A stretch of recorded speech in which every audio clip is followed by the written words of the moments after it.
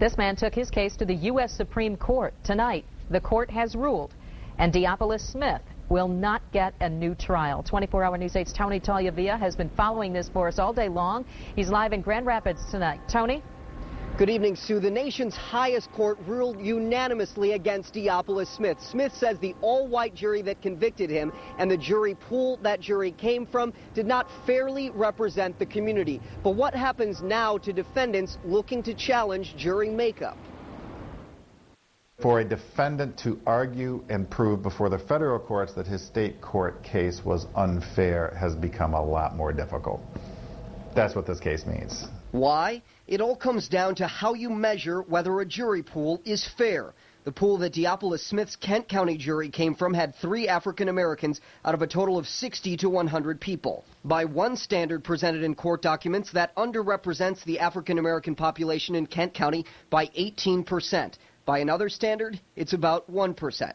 So which one does the U.S. Supreme Court prefer? The court says there are several ways of measuring it, and we're simply not going to adopt any one particular way, and the courts are free to do it as they please. Cooley Law School Associate Professor Kurt Benson says it'll be up to state courts to decide which standard to use, and a federal court couldn't really disagree with whatever standard the state court picks. Wayne Bentley sees that piece of the high court ruling as a victory. I'm pleased.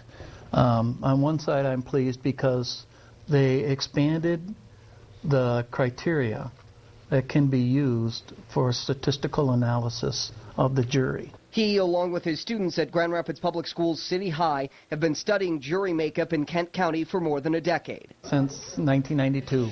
Bentley says different standards for measuring jury representation can fit better in different cases.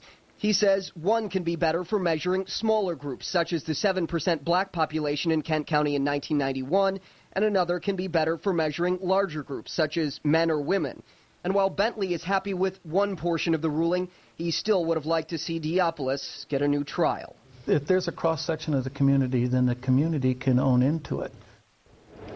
He says there have been many improvements to the jury selection system in Kent County since the case that started with a 1991 murder, including a change made 1 month after Diapolis Smith's jury was picked. Live at the Kent County Courthouse, Tony Tagliavia, 24-hour News 8.